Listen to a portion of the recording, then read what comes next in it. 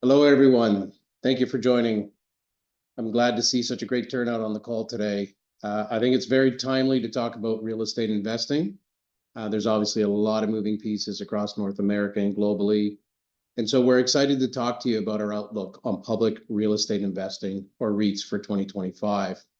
We're also going to touch on where we see the best opportunities throughout the year. So with that, let's get started. On the call with me today, I have two of my colleagues, managing partners and senior portfolio managers. We've got Sam Son out of our New York office, and from our German office in Hamburg, we've got Claudia Wright-Floyd. In terms of the agenda, I'll start with a quick 2024 market recap with all of its ups and downs. But I want to spend most of our time on the outlook for 2025, inclusive of how the current state of fundamentals looks for most of the major sectors in real estate. And then we're going to speak to how we are viewing current valuations today. Then before we open it up to Q&A, we're going to touch on our top 5 areas where we see outsized returns in our universe and where we are concentrating a large part of Hazelview's actively managed portfolios, both on the funds we manage as well as our separately managed account strategies. So what happened in 2024? The REIT markets initially struggled in 2024, given persistently higher inflation and interest rates that led to concerns about borrowing costs and liquidity. Market participants in this sector, including us, positioned for an eventual pivot from central banks, which had been plaguing investor sentiment for REITs for the better part of 2 years. In the second half of the year, inflation did moderate in many of the regions across the world. This prompted a long-anticipated pivot by central banks. Multiple rate cuts across North America and Europe fueled renewed optimism for real estate, with REITs seeing improved investor sentiment. The Bank of Japan was the only major market to buck this trend, which raised rates for the first time in over a decade. So through the first 11 months of 2024, global REITs returned over 11% in local currency. But December saw a sell-off. This was driven by the Federal Reserve's cautious tone on 2025 rate cuts, which erased more than half of the gains through the year. Despite this volatility, the sector still finished the year at 4.6% overall. REITs outperformed global bonds, which posted minus 1.7% return. However, REITs did lag global equities, which are up 19.2%. Which we all know was powered by the Magnificent Seven large cap tech stocks, which averaged 67.3%. Let's dive in a bit deeper. We look at the regional performance highlights. Let's start with Australia and the United States. If we turn to how that was distributed, you can see that different regions was quite widely dispersion of returns across markets. For example, Australia stood out as the best performer, up 10.6%, and secondly is the United States at 7.9%. Both markets benefited from solid consumer demand, healthy labor markets, and stable financing conditions. Within these markets, data centers and healthcare led sector strength, supported by subdued supply growth. Japan saw divergent performances between corporate structures within the market. C Corps, for example, were up 14%, driven by strong governance reforms, share buybacks, and well-executed capital recycling. While J REITs were down 4.1%, reflecting less investor enthusiasm for the traditional structure given their less aggressive capital management. Canada saw modest gains of 1.1%. Headwinds from a slower than expected GDP growth weighed on this market. The bright spot was senior housing REITs, with Chartwell Retirement Residencies posting a remarkable 35.6% return. It was one of our top picks from last year. At the other end of the spectrum, Hong Kong saw another year of double-digit price declines, reflecting subdued investor sentiment with China's challenged real estate market. And the United Kingdom's performance was linked to the UK's economic challenges. Let's look at sector performance. The standout outperforming sectors from 2024 included healthcare REITs, which were up 25.2%, Within healthcare, aging demographics propelled senior housing and medical office demand. This lifted occupancy and margins as operators successfully pushed rents in supply-constrained markets. Data center REITs were up 23.7%. The surge in AI-driven leasing from hyperscalers, which was needed to accommodate massive computing requirements, led to low vacancy rates and rising rents, which fueled returns. Sunnyvision in Hong Kong, for example, posted a 42.2% return, highlighting the sector's capacity for outsized gains despite local market weakness. In terms of underperforming sectors, cold storage was down 28%, life sciences was down 19%, and industrial was down over 12%. These sectors were weighed down by oversupply and fluctuations in demand throughout the year. So that's 2024 in the rearview mirror. As we turn to 2025, we believe that performance will be ultimately driven by fundamentals and valuation. As we sit here in the beginning of 2025, we are seeing strong tailwinds behind a fundamental backdrop for global REITs. Most real estate sectors have a positive demand-supply imbalance, which is expected to lead to strong earnings growth. This growth is expected to be augmented with accretive acquisitions and developments, which should further drive the bottom line. In addition to having strong growth, we believe that the entry point that the current valuation levels provides investors today is amongst the best we have seen in 2 decades. So we think REITs are poised to deliver strong double-digit returns in 2025. Now that's a bold statement. So let's dive a bit deeper into why we have that view. To do that, I will hand it over to Sam to speak to the fundamental backdrop, and then to Claudia to go over current valuations. Thank you, Corrado. Today, I'm going to talk to you about the strong fundamentals we are seeing around the world, touching upon demand, supply, and growth. Although higher interest rates over the past 3 years have tested investor confidence in publicly listed real estate, fundamentals have been pretty good across most property types and geographies. Demand is resilient, and new supply is modest. As you can see on the graph, the combination of these 2 factors is leading to occupancy rates at or near peak levels, and we expect that to remain the case in 2025. Office is the one exception, particularly in North America, but even Class A, amenity-rich office buildings are seeing a robust flight to quality effect taking shape. The other side of the equation supporting real estate fundamentals is the constrained supply environment that persists today. Inflationary pressures and tighter financing conditions has significantly increased the cost of bringing new projects online. According to CoStar, new supply across major property types in the U.S. is forecasted to grow by 1.2% in 2025, representing a 33% year-over-year decline. We are seeing similar trends globally, particularly in residential markets in Europe and Asia, and for retail centers in Canada, Australia, and the continent. As you can see on the slide, new supply is forecasted to trend below its 10-year average in 2025 and 2026. With supply relatively constrained, we believe landlords will continue to experience pricing power in 2025, leading to positive releasing spreads, better property level operating margins, and stronger earnings growth.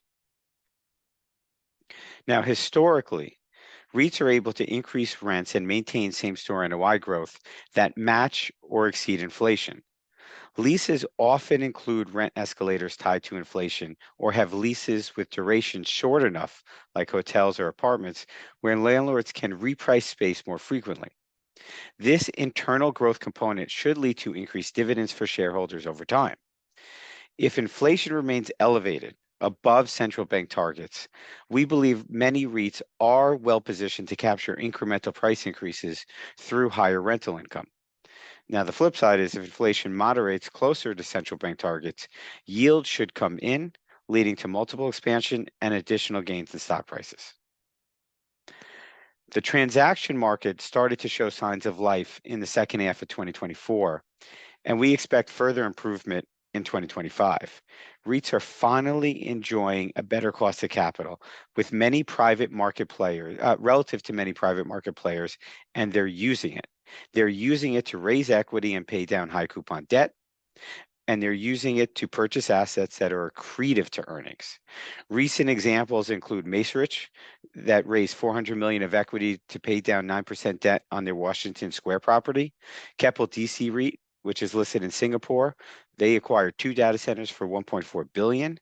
And Cousin Properties, which is a Sunbelt focused office REIT, raising approximately $500 million in equity to acquire 2 office buildings, one in Charlotte and one in Austin, at cap rates between 8.4 and 8.7%. As you can see on the slide, REITs issued a record amount of equity through their ATM program in the third quarter, which speaks to how publicly listed companies are finding more and more opportunities to invest externally and accretively. With that, I'm going to turn the call over to Claudia, who's going to talk about valuations. Thank you, Sam.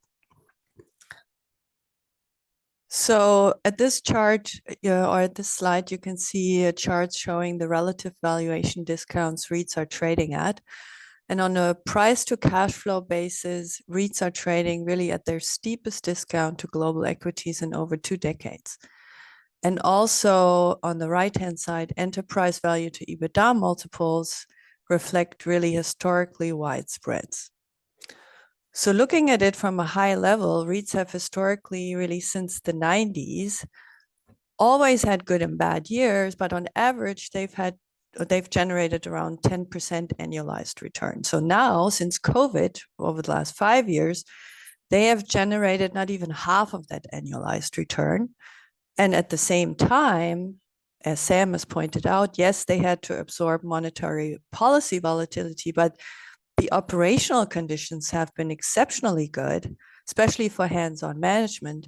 So there's no more or a lot less new supply competition. There's this polarization in the market. Spotlight is on prime space. So, and also people haven't really spent less time in building structures. So demand is solid. So we are now really sitting at a point where the solid cash flow that we have in place, combined with a growth profile, is clearly saying that the asset class is undervalued. So if we go to the next slide, you can have a look at our valuations that at the moment show a 17% discount to intrinsic value. And this is blending NAV and cash flow valuations. And that's signaling a 20% upside of the price. It's factoring in around 3.8% annual dividend yield, and that's resulting really in a total return of 13 to 15% on an annual basis over the next 2 years. So in our valuation, we want to point out we are working with current market conditions, information, so meaning current market interest rates, and as a result, also cap rates. So if there is a cap rate compression in 2025, which is forecasted by CBRE, and we are seeing early signs of that already in certain sectors or regions, that could boost NAVs even further in creating additional upside to the current estimates we have. And keep in mind, these valuations are on a weighted average basis in each country or region shown here. So Corrado has shown the huge dispersion of sectors as well in performance last year. And we believe that there's a continuous opportunity really in picking the right stocks, picking the right sectors. And there's also in all these different individual return profiles, certain risks associated. So what I would like to point out here as an example is in Hong Kong, we have currently less than 5% of the portfolio position there, although they are showing some of the highest returns, simply because the macro risks there are so unpredictable from our perspective that we don't want to take that exceptional risk. However, again, in fact, one of our best ideas is located in Hong Kong, and I think it's best to understand the story really behind the individual examples, which is why we always include that into our report. And With that, I would like to hand it over back to Sam to start with our best ideas.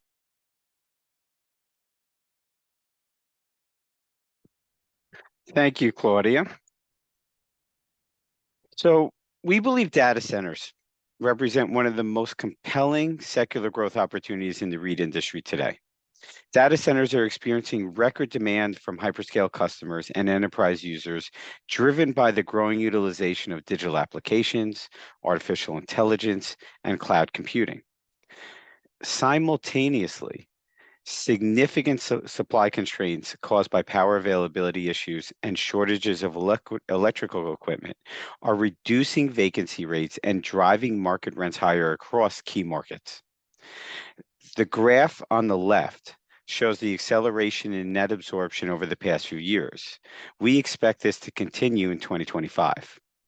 The graph on the right shows how hyperscale customers like Meta, Google, Amazon, and Microsoft are investing hundreds of billions of dollars into AI and cloud computing.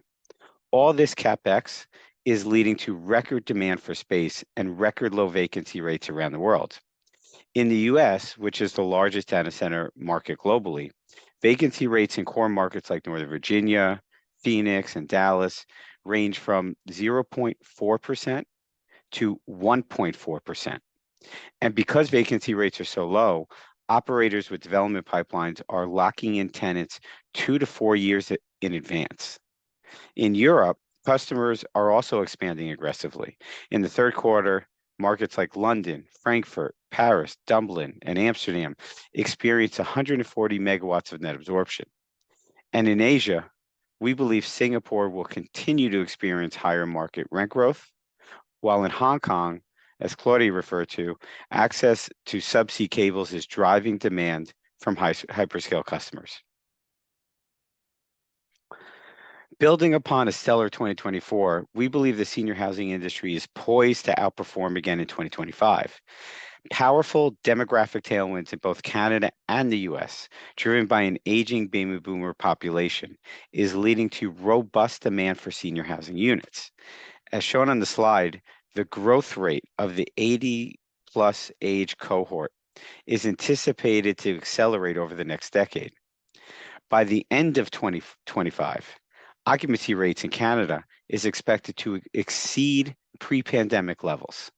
And at the same time, supply growth remains constrained by limited debt availability and rising costs, resulting in construction starts hitting multi-year lows, which you can see on the graph on the right-hand side. In Canada, new supply is trending less than 1% of existing inventory, while in the US, construction starts have declined for 20 consecutive quarters. We believe these dynamics will lead to further gains in occupancy rates, further gains in NOI margins, and rent growth in 2025, resulting in solid earnings for the REITs relative to the broader market. We believe, and we really like commercial real estate brokers heading into 2025.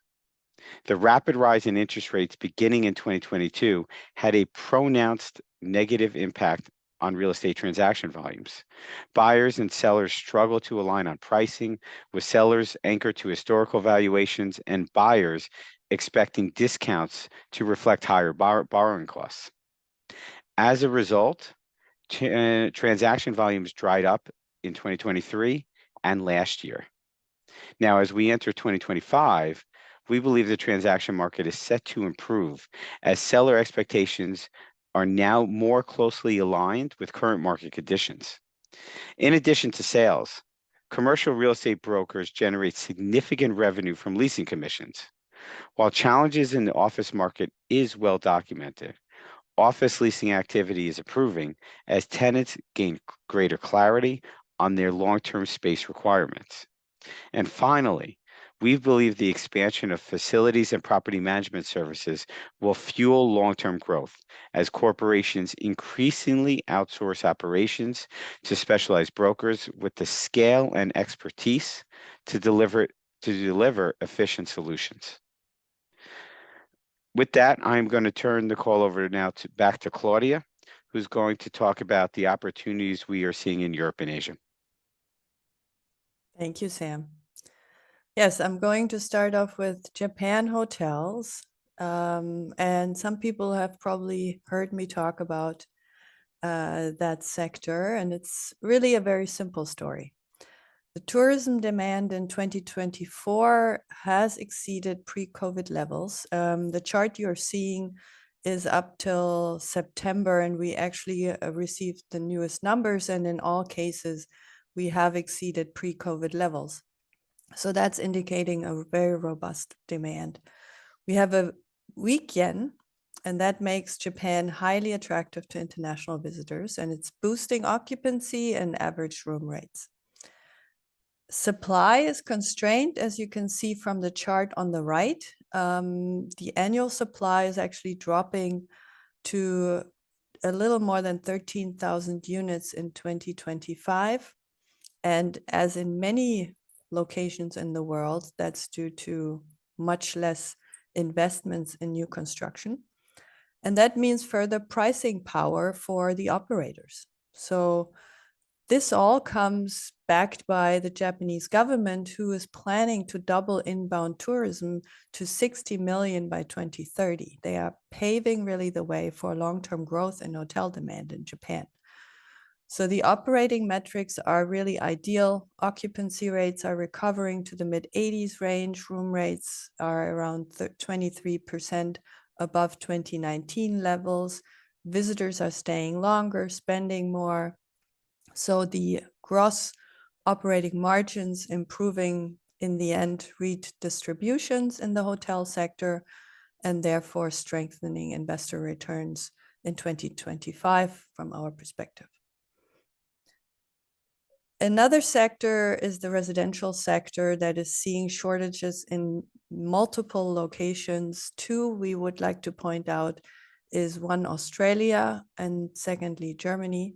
So in Australia, we are facing a structural undersupply, really on the back of record immigration that is adding significantly to the housing demand. If you look at really the overseas migration in Australia, even if we come back to a normalized level, we will see significant growth in the years to come. National vacancy rates are below 2%, and that's really reflecting a shortage of rental and for sale units. The problem also that a lot of tenants are facing that is affordability. So specifically the land lease communities are gaining traction also for the population above 65 who are able to actually trade location for space. So they are able to get a price point that is 30% below the median home prices in Australia. That segment of the market is seeing strong growth, and interest rates are expected to decline. However, they're not going to drop immediately very fast, very strongly, but so the high-end space is still facing affordability headwinds. However, this residential component and part that I described will really see a stabilization and a growth in prices from our perspective. So companies with strong development pipelines in this master planned communities sector at the lower end of the spectrum should have a very good and solid 2025 with a strong recovery potential.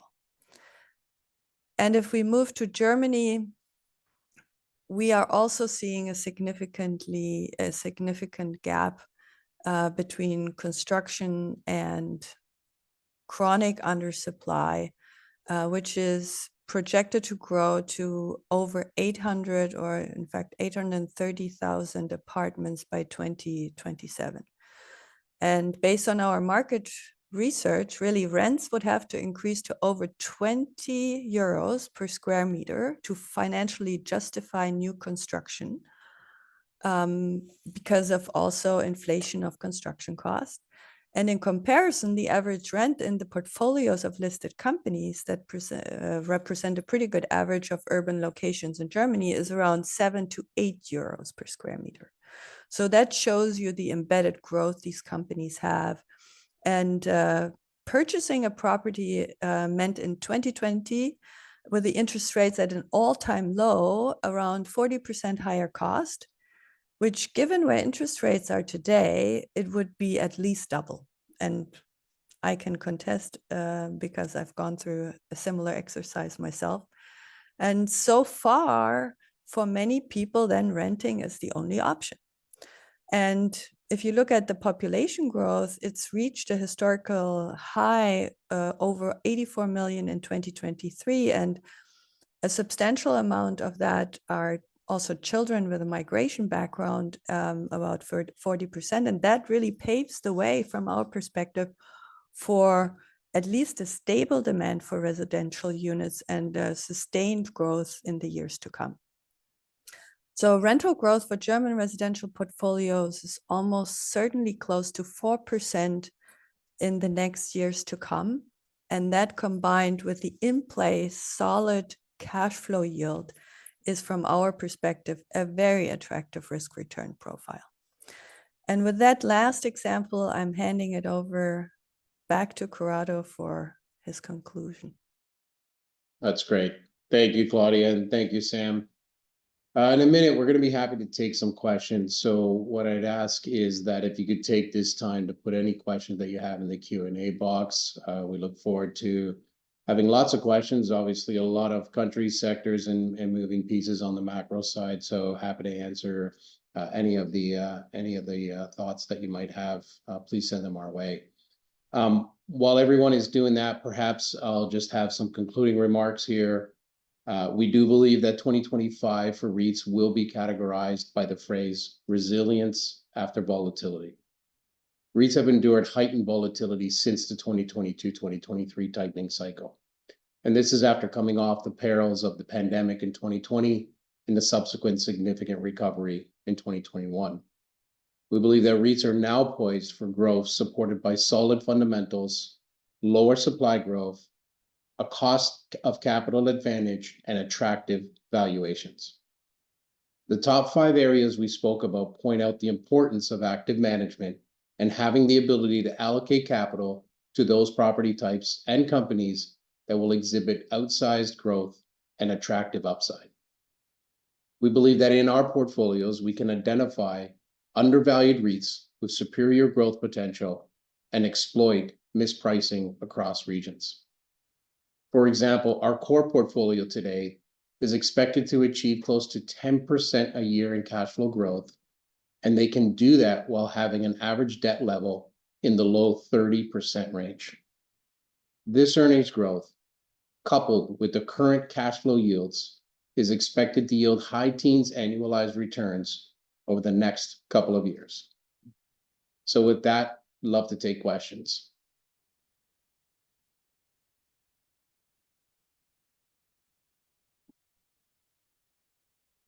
Got our first one coming here. I'll address it to you, Claudia.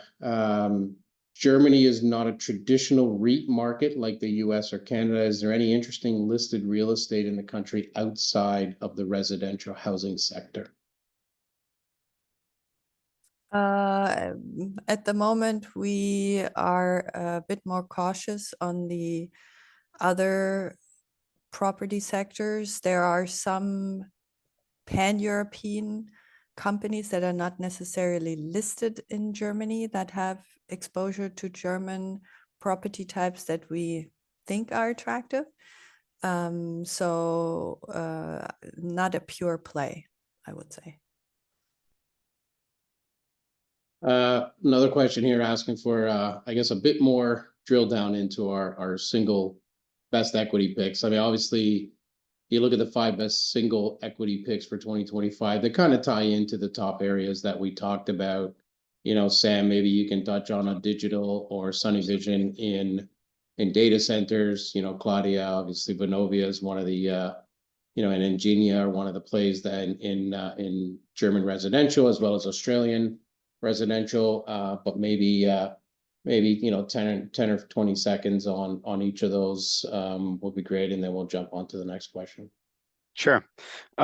Within the data center landscape, as Corrado mentioned, we like Digital Realty Trust today. We like Sunny Vision Holdings that is listed in Hong Kong. Digital Realty Trust, their portfolio tends to focus more on hyperscale demand. That's where we are seeing the strongest demand within the market. It's where we're seeing market rents go up the most. And where you want to be in data center world today is companies that have the ability to add capacity to the market, to develop product, to build new centers that cater towards large language learning models and AI.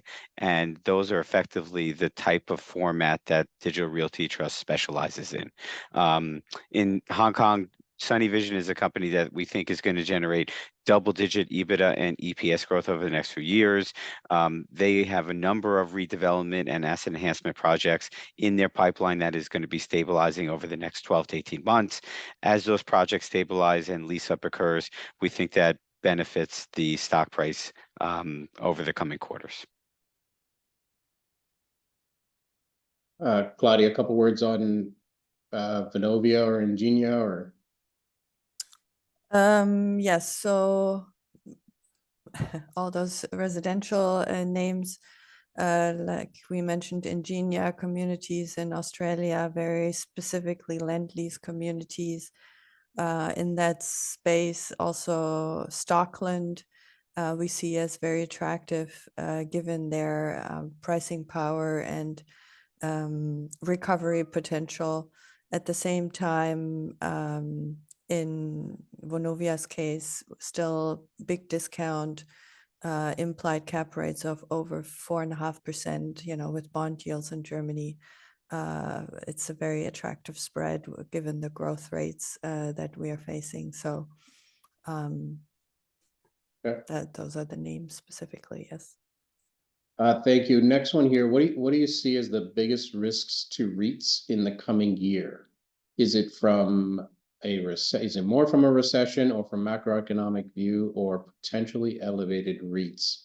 I'm happy to start, and if either of you have anything to add, let me know. I think it's less about a recession. I think it'd be more about elevated rates due to sticky inflation, predominantly in the U.S.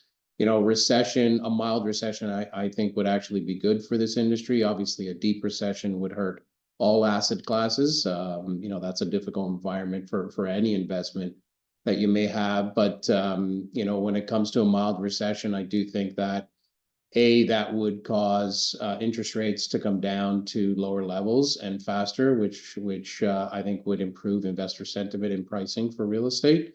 But also, I would say, you've got an asset class in real estate that has the highest percentage of recurring income of any asset class out there. So as you see a mild recession come, economic slowdown, many companies will have difficulty keeping the pace of revenue that they've been seeing over the last couple of years. Whereas, given the contractual nature of real estate, we tend to have much more resilient cash flow in an economic slowdown, and obviously lower interest rates, I think, would help the environment.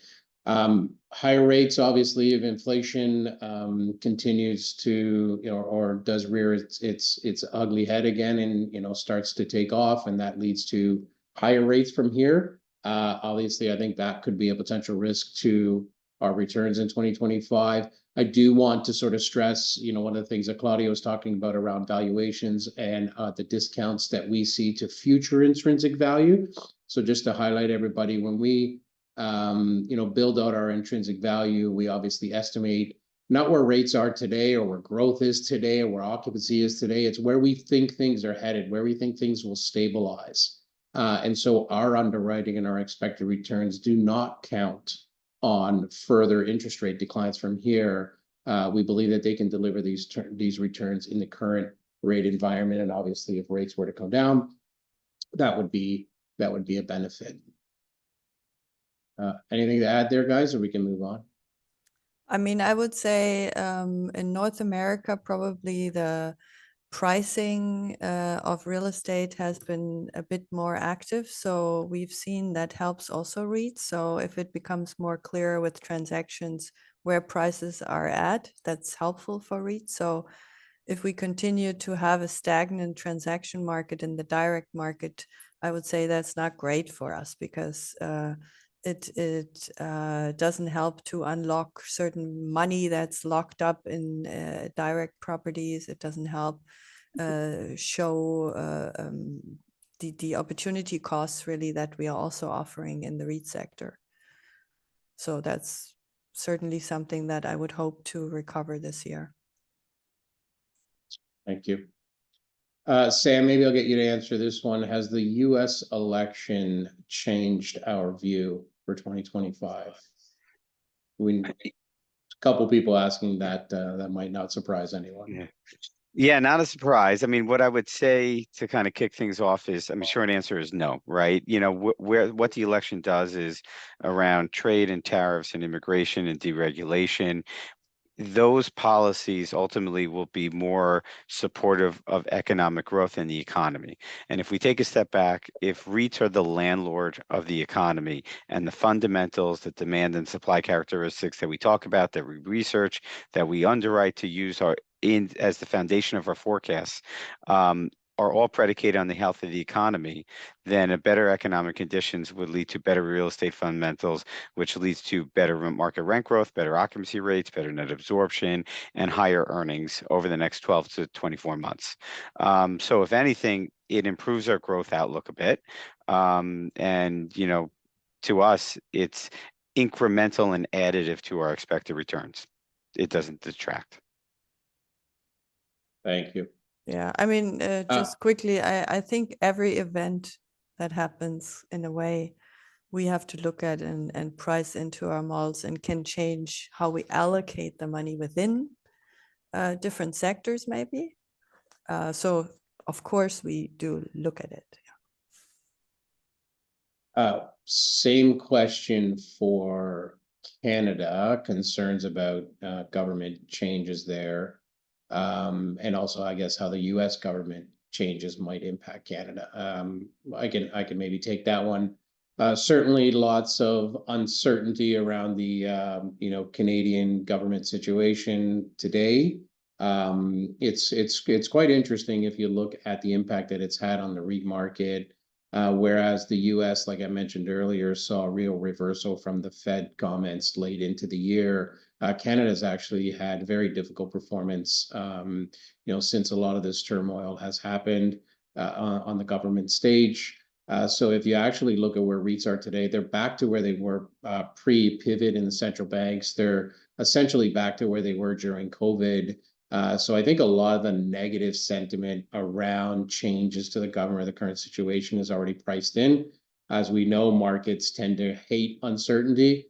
So our view is, since it's predominantly priced in, as that uncertainty starts to dissipate throughout 2025, we think that actually could be a positive for the Canadian market going forward.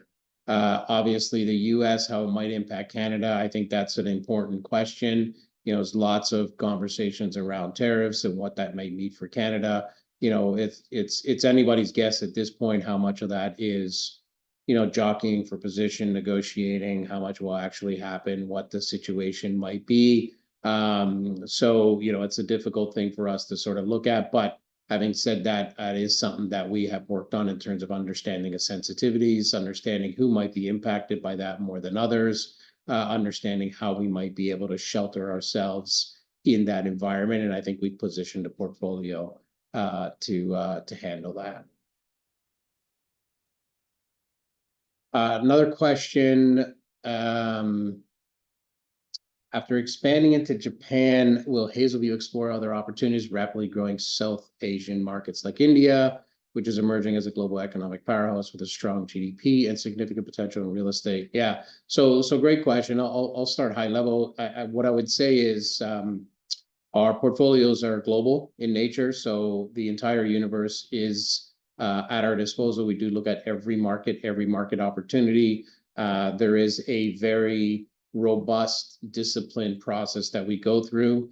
that looks at, underwriting the, future expectations for returns. But there's also a lot of criteria that companies have to meet to make it into the portfolio around, risk mitigation, risk factors within the sectors and within the markets themselves. Obviously, understanding, the ability to move capital in and out, tax situation, currency, risk-adjusted returns overall. So we do look at all of those. India is a market that we have invested in the past and continue to look at that market. We do address that through some investments in Singapore. So there are some companies in India that are listed in Singapore for, ease of global investment and tax reasons. So we have invested in the market through that environment. But I would say all markets are open to us as we go into 2025.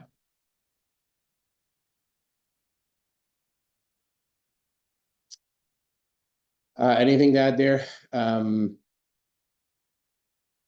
Okay. Claudia, maybe you want to take this one. In the Middle East, what about the Middle East, such as Saudi Arabia or UAE? Is there any interest in investing there as both countries open up their economy and invest futuristic cities? I guess it would be a similar answer, but unless you have anything to add there.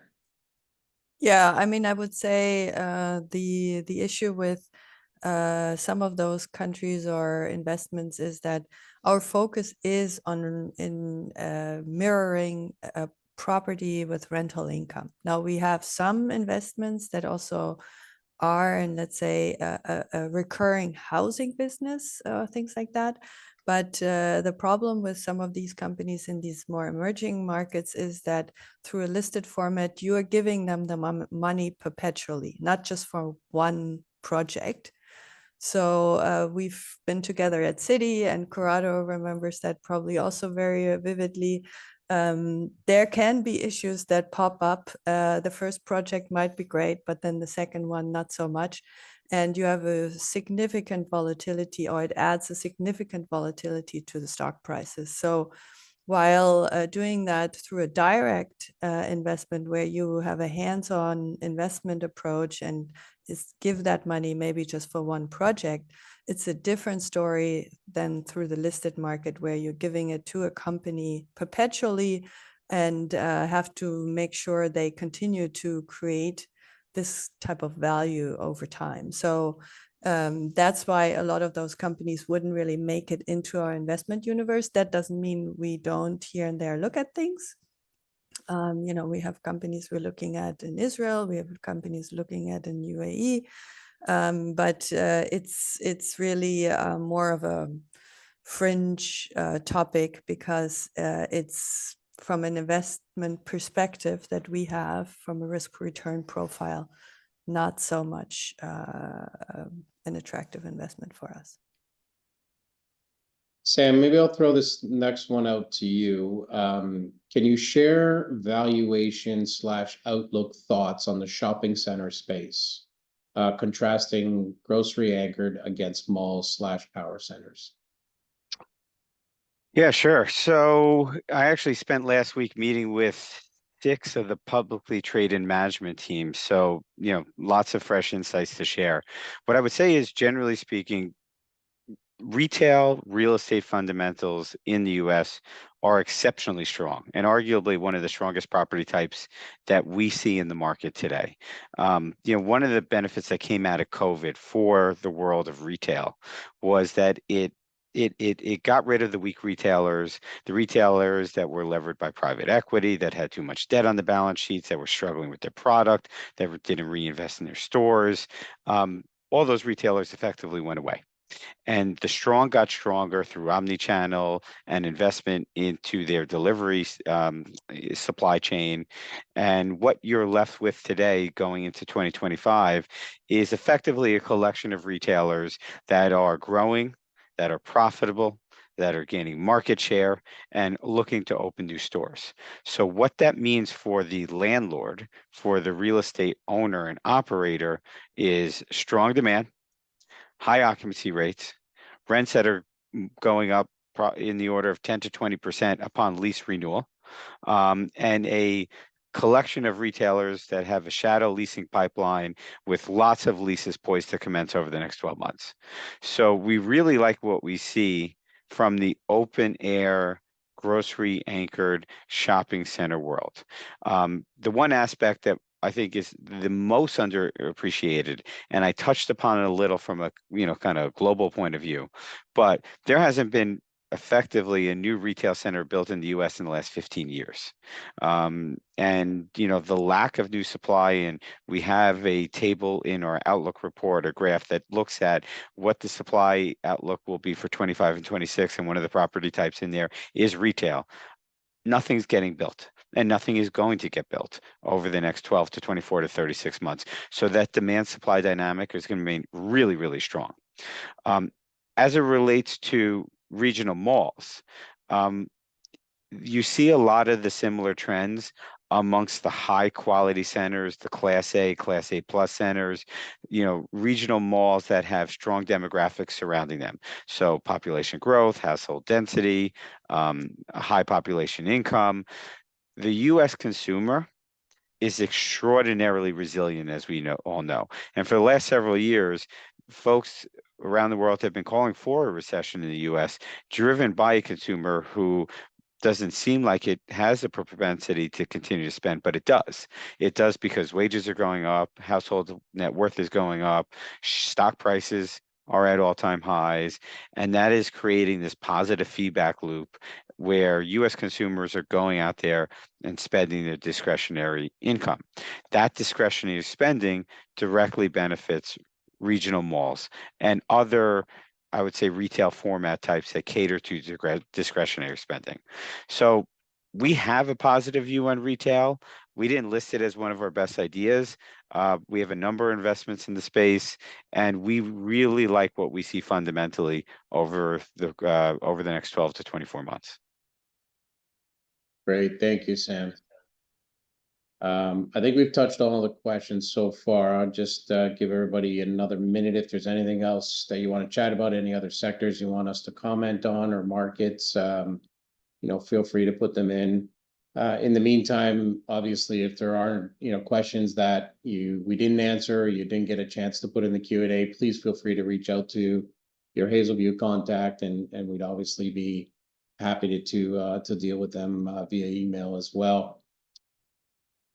So I don't see any more Q&A.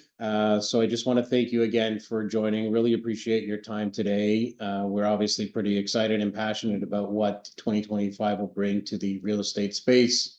Look forward to chatting with you more throughout the year, and look forward to giving you updates. So again, thank you for joining, and we will speak soon.